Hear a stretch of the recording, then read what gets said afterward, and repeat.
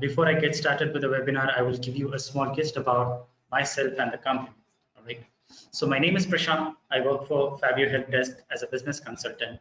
All right. So Faveo is a multi-channel help desk.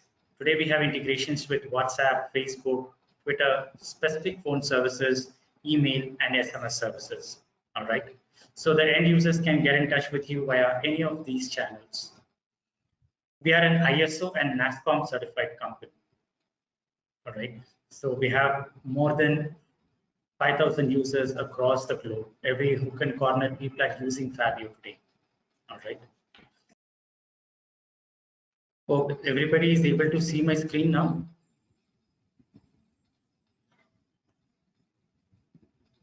Please do raise your hand if you're able to see my screen.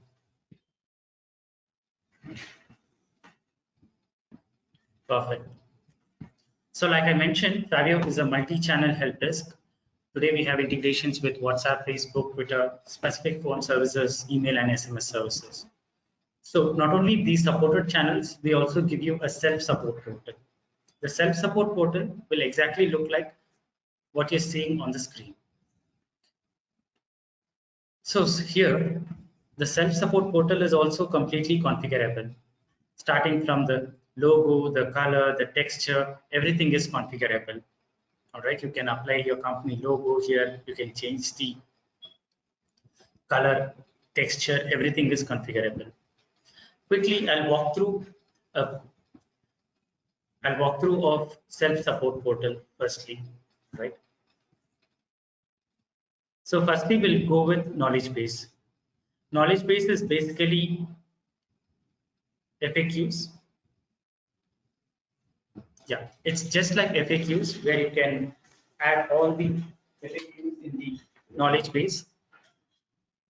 And for frequently asked questions, your end users can check the resolutions and responses from this particular knowledge base. So knowledge base can be categorized, and also you can write articles. You can create categories and write articles. I'll open one of the article.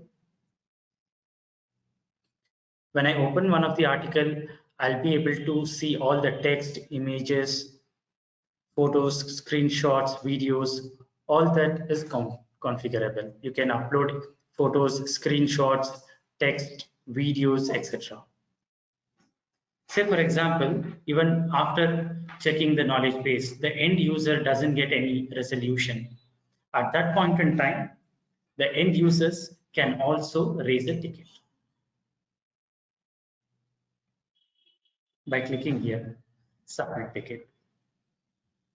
So here, generally what happens is, in this page, they will try to enter the email address.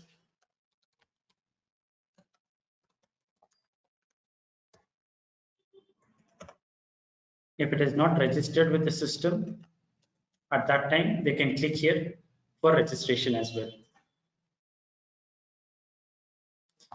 The registration form is pretty simple. They can just add their first name, last name, username, phone number, and email address. And the end user can create their registration. So once this is done, the end users can also submit a ticket. Once the registration is done, they can go ahead and log into the page.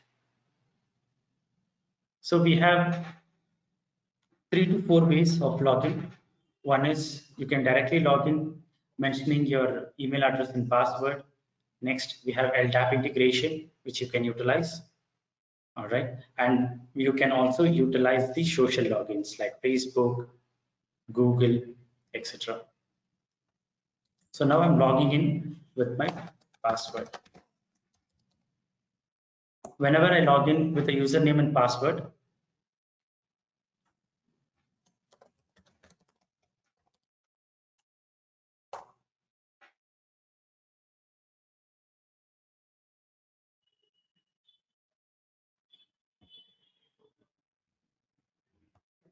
you will actually get the two-factor authentication. This is mainly for the security purpose. So any users or agents or even admin, they will not be able to log in without these two-factor authentication. So let me log in.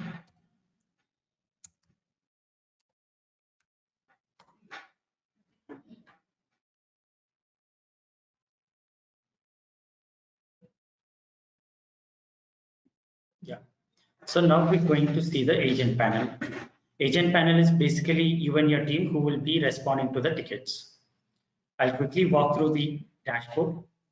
Dashboard contains snippets. These snippets are also configurable. You can increase as number as snippets you want. Second one is it will show you requires immediate action. Which ticket needs an immediate action? All those details you can see here. Also, here you can see recent activities. And towards your right side, you can see the performance. This is mainly based on the SLA. Any questions so far from anybody? If there is any question, please feel free to raise your hand. I'll wait for 3 minutes.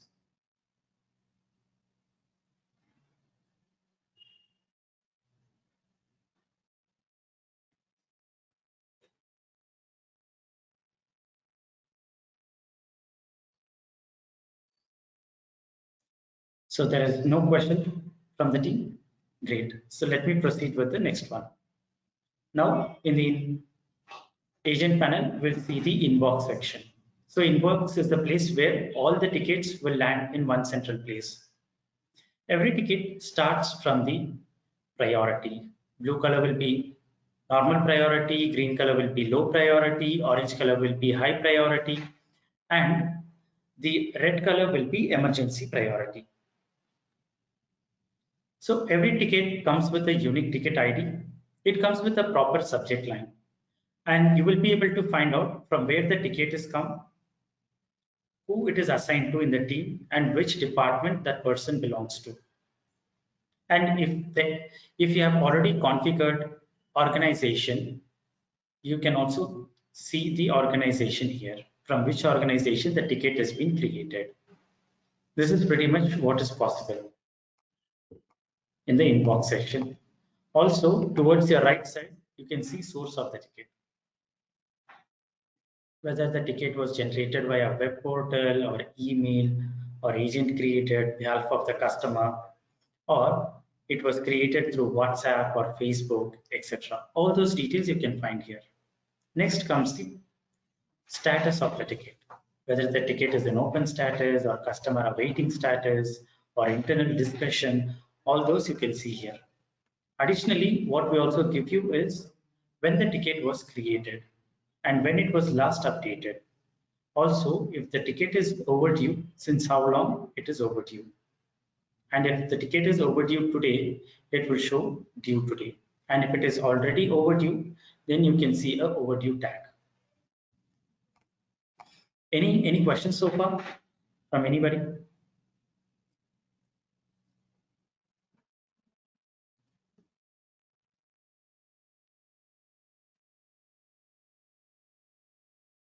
Patrick, any question? Michael, do you have any question?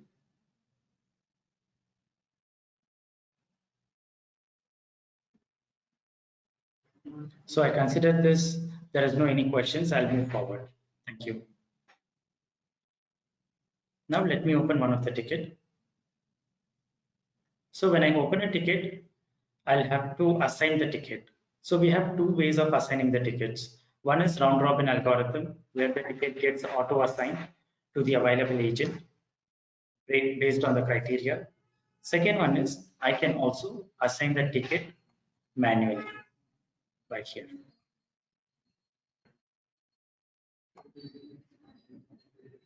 I can assign the ticket to an individual agent, or I can assign it to the team, or I can assign it to myself if I'm working on the ticket. This is possible. Also, I can change the status from here. And if I wanted to change the department or level of priorities, you can also edit the ticket. Here you can change the department, the team, help topic, even the priority, everything is configurable. You can edit these as well. Additionally, what we give you is something called add-ons. In the add notes, this is mainly for internal purpose. This is not shared with the end users. The add notes is for you to collaborate internally with your colleagues.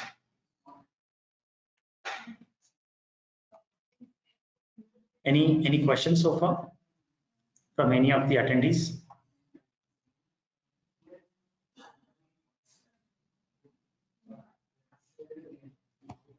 All right, so I consider that as no questions. I'll move forward. Thank you.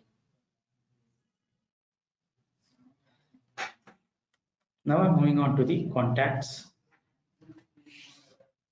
So all contacts is basically the users who will be creating the tickets. We have two ways of importing the users. One is LDAP integration. Second one is you can import users through CSV file through Excel. I'll open one of the user.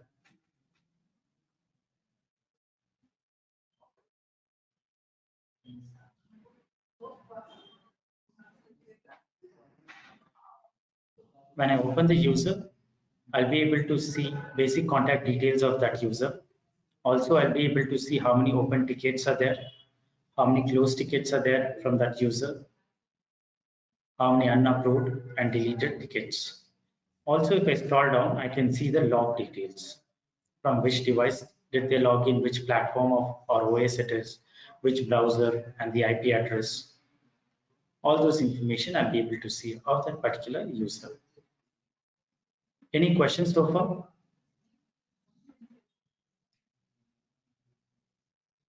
Great. So I'll move to the organization directory. Organization directory is mainly when you deal with B2B business or if you have multiple branches in the business. So you can create an organization and you can map the domain. When you map the domain, whoever is emailing you from this particular domain, the system will automatically show you in the inbox, you got an email or the ticket from this particular organization. Also, you can make one of them as a manager in that organization. They will also have access to check all the tickets which is raised from the organization. Any questions so far?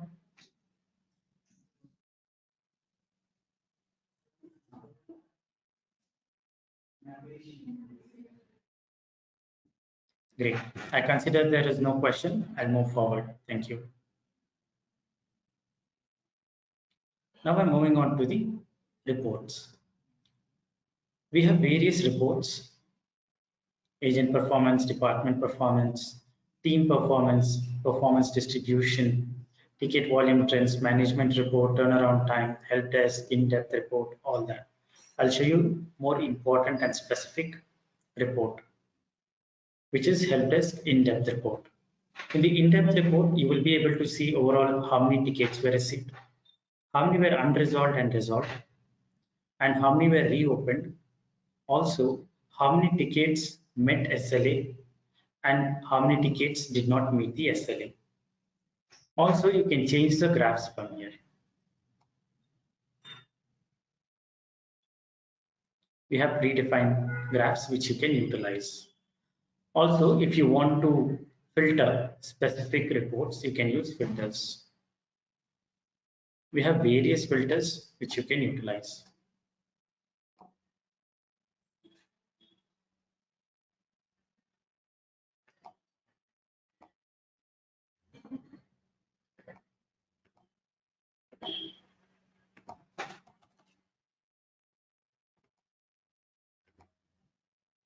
You can filter the report, and end of the day, you can also export these reports. Any questions so far? Great. Now I'm moving on to the admin panel.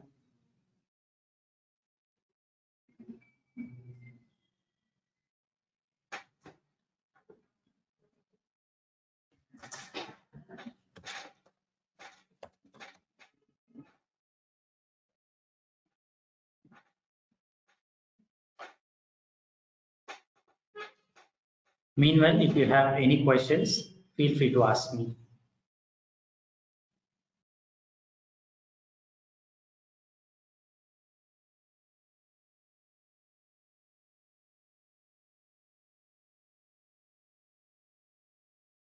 Yes, Patrick.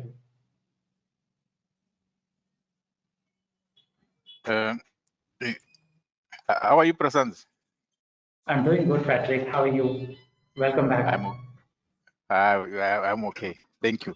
I just wanted to confirm that by applying filters on reports, is it the way one can customize the reports? When you say customize the reports, what would be a requirement? Can you give me a case scenario?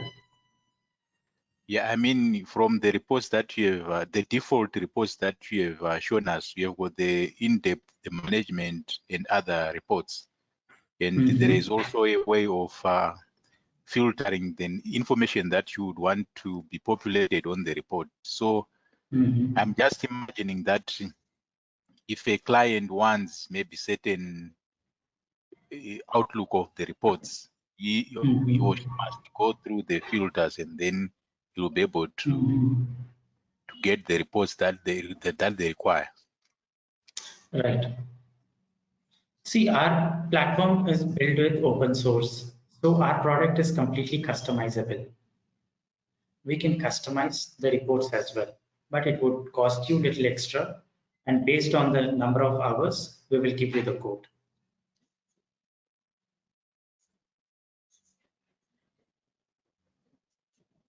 Hope I answered your question, Patrick. Yeah, I think I'm answered. In other way, they are saying if one can go through the filters and cannot still get the report that they expect, you can further develop the you can further customize the reports to the requirement of the client. Yes, we can customize the reports depending on the requirement of the client. That's right. We can do that.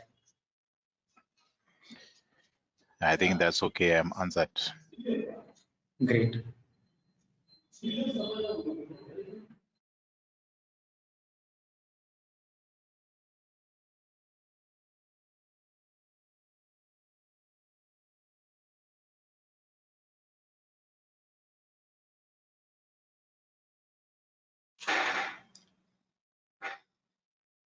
Any other questions from anyone?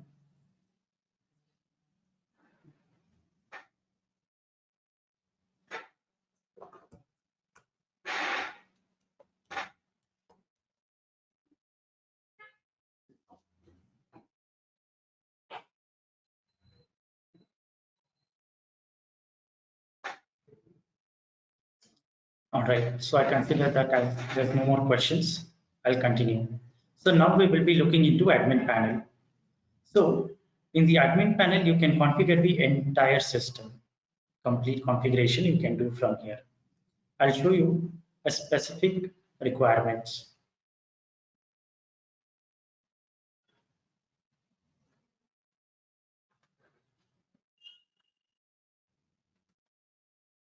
Firstly, we'll see the email configuration. Email configuration is as simple as how you can configure the Outlook using your IMAP, SMTP settings, all that.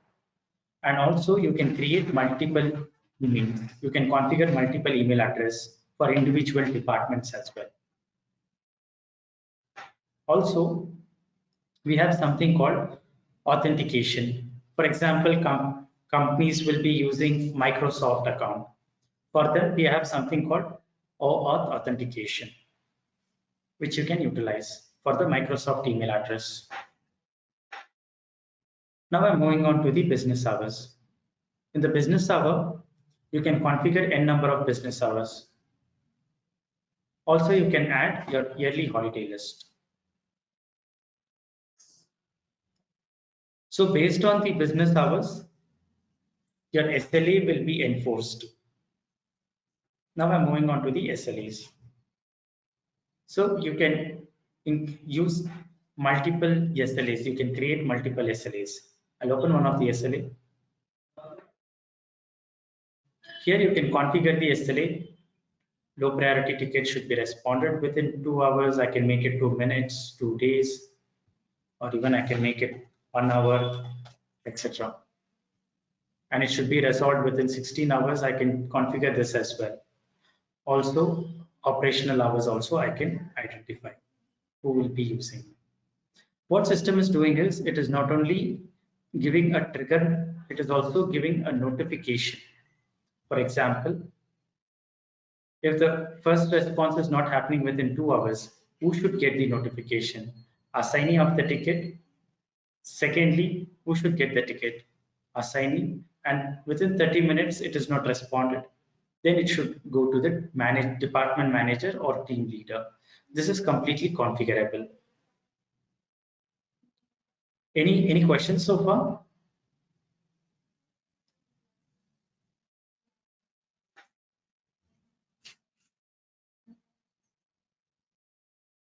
So the demo is completely, the webinar is over right now. Thank you so much for this webinar. Thank you so much for joining the webinar.